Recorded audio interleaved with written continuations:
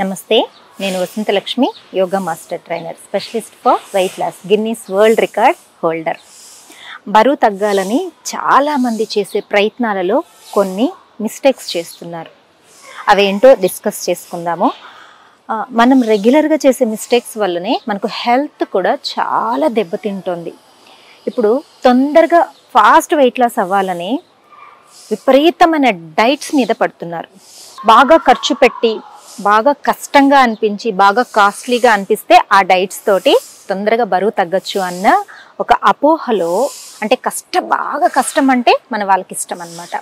ఆ అపోహలో 1 స్పూన్ అన్నం తినడం, 2 స్పూన్ల అన్నం తినడం, ఇలాంటి డైట్ల కోసము వేలు ఖర్చు పెట్టుకొని అనారోగ్యాలని కొని తెచ్చుకుంటున్నారు. ఆలోచించండి, ఫుడ్తో తయారైంది దేహం. ఆబ్వియస్లీ మీరు ఫుడ్ తగ్గించేస్తే వీక్ అయిపోతారు, ఖచ్చితంగా బరువు తగ్గిపోతారు. ఇప్పుడు బాగానే ఉంటుంది, యంగ్ ఏజ్లో బరువు తగ్గిపోతాము, చక్కగా స్లిమ్గా కనిపిస్తారు. యంగ్ ఏజ్లో మెటబాలిజం బాగుంటుంది కాబట్టి ఎనర్జీ లెవెల్స్ కూడా పర్వాలేదు, యావరేజ్గా ఉంటాయి. అలా అని మరీ పూర్తిగా ఫుడ్ తగ్గించిన వాళ్ళ ఎనర్జీ లెవెల్స్ చూడండి చాలా లోగా ఉంటాయి. అది ఎన్ని రోజులు ఉంటుంది? అలా ఎన్ని రోజులని మీరు భోజనం మానేయగలుగుతారు? 1 స్పూన్ అన్నం, 2 స్పూన్ల అన్నాలు ఎన్ని రోజులని తినగలుగుతారు? 1 వారం, 1 నెల, 1 సంవత్సరం, అంతకంటే ఎక్కువ తినగలుగుతారా?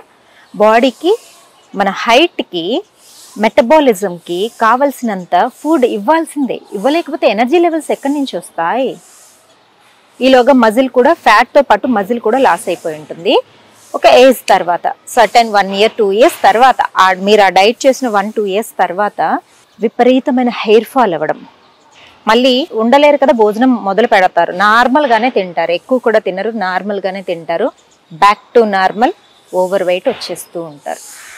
లివర్ ఫంక్షనింగ్ దెబ్బతింటుంది, కిడ్నీ ఫంక్షన్ దెబ్బతింటుంది, హార్మోనల్ ఇంబ్యాలెన్స్ వచ్చేస్తుంది, డిఫరెంట్ హెల్త్ ఇష్యూస్ అన్నీ మనకు, స్లీప్లెస్నెస్, ఇలా చెప్పుకుంటూ పోతే నెంబర్ ఆఫ్ హెల్త్ ఇష్యూస్ తోటి మన అనారోగ్యాన్ని మనమే కొని తెచ్చుకున్న వాళ్ళం అవుతాము.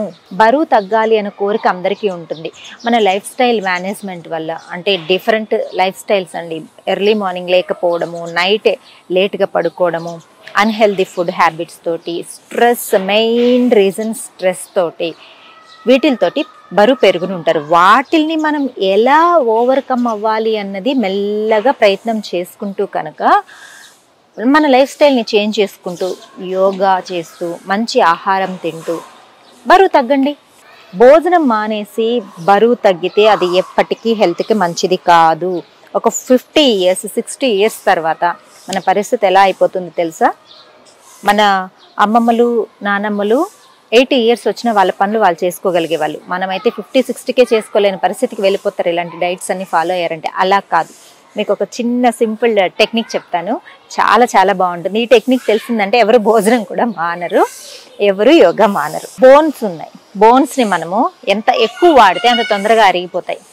విపరీతంగా వర్క్ చేసేవాళ్ళు, విపరీతంగా రన్ చేసేవాళ్ళు, విపరీతంగా బోన్స్ మీద ప్రెషర్ ఇచ్చి వర్క్స్ చేసేవాళ్ళు ఉంటారు కదా, మెట్లు ఎక్కువడం, ఇలాంటివన్నీ జరిగినవి.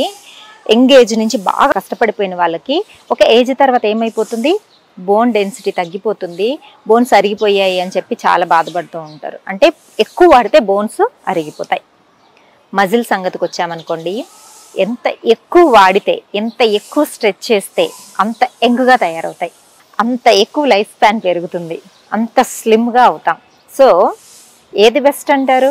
ఫుడ్ మానేసి మజిల్ని పూర్తిగా పోగొట్టేసుకుందామా? ఫ్యాట్తో పాటు మజిల్ కూడా పోతుంది, ఎందుకంటే ఫుడ్ ఇవ్వకపోతే ఎనర్జీ లెవెల్స్ ఎక్కడి నుంచి వస్తాయి? మజిల్ కూడా లాస్ అవుతూ వచ్చేస్తుంది అనమాట. బాగా స్ట్రాంగ్గా తయారయ్యి స్లిమ్గా తయారవుతామా? The best way for fitness is yoga. Stress లేకుండా చూసుకోవడానికి ప్రాణాయామం అండ్ మెడిటేషన్, ఇంతకంటే మెడిసిన్ ఏం కావాలి? సరేనా? ఎలాంటి యోగాసనాలు వెయిట్ లాస్ కోసం చేయాలో సింపుల్ ఆసనాస్ తోటి స్టార్ట్ చేసుకుందాం. రెగ్యులర్గా ఇలాంటివి చేస్తూ బాగా ఇంకా ఇంప్రూవ్ అయ్యి మంచి ఆసనాల్లోకి వెళ్ళిపోవచ్చు.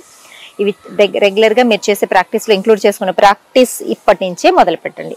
చూడండి, 3 feet డిస్టెన్స్ తీసుకోండి, హ్యాండ్ షోల్డర్ లెవెల్ తీసుకోండి, డీప్ బ్రీతింగ్, మెల్లగా ఫార్వర్డ్ బెండింగ్ చేయండి, రైట్కి లెఫ్ట్, లెఫ్ట్కి రైట్ టచ్ చేయండి. 1 2 3 4 5 6 7 8 9 10. ట్విస్టింగ్ ప్రాక్టీసెస్ ఇవి, చాలా మంచిది. ఒకసారి కంప్లీట్గా ట్విస్ట్ అయిన తర్వాత మెయింటైన్ చేయండి. 2 4 6 8 10. Release opposite side. 2 4 6 8 10. రిలీజ్.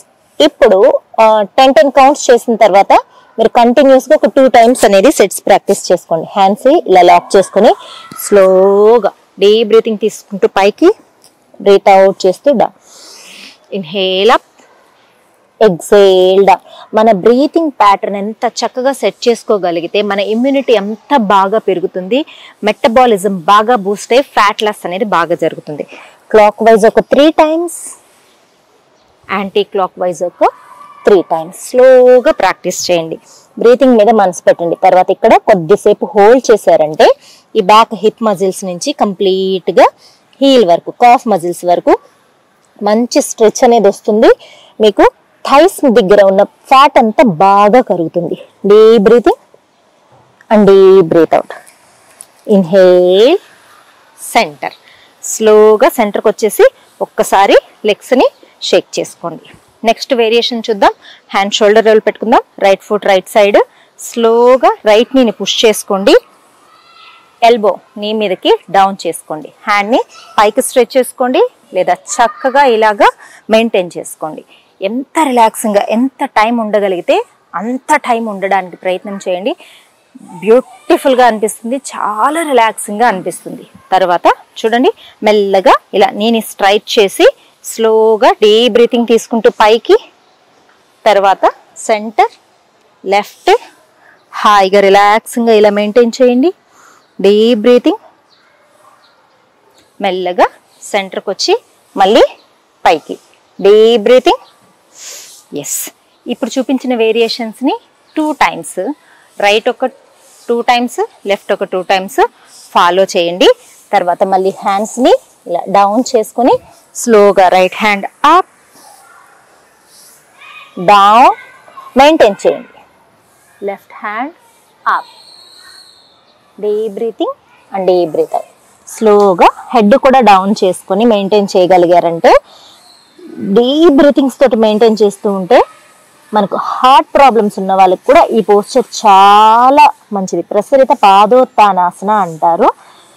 విపరీతమైన హెయిర్ ఫాల్ ఉన్న వాళ్ళకి కూడా రెగ్యులర్గా ఈ ప్రాక్టీస్ చేస్తే చాలా మంచిది.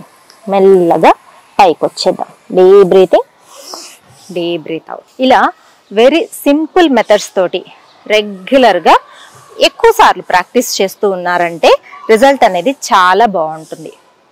ఏదైనా సరే consistency is the main key. రోజు చేసే ప్రాక్టీస్ లాంగ్ రన్లో మంచి రిజల్ట్ని ఇస్తుంది. డైట్లు ఫాలో అవుతాను, క్రాష్ డైట్లు చేస్తాను, లేదా షార్ట్ పీరియడ్లో వెయిట్ తగ్గిపోతాను, ఇలాంటివి మాత్రం ఎప్పుడు పెట్టుకోకండి. మంచి యోగ సాధన, మంచి ఆహారము, మంచి నిద్ర, ఈ 3 ఉన్నాయంటే మనం హెల్తీగా ఉంటాం, ఫిట్గా కూడా ఉంటాం. మరొక వీడియోతో మళ్ళీ కలుసుకుందాం. నమస్తే.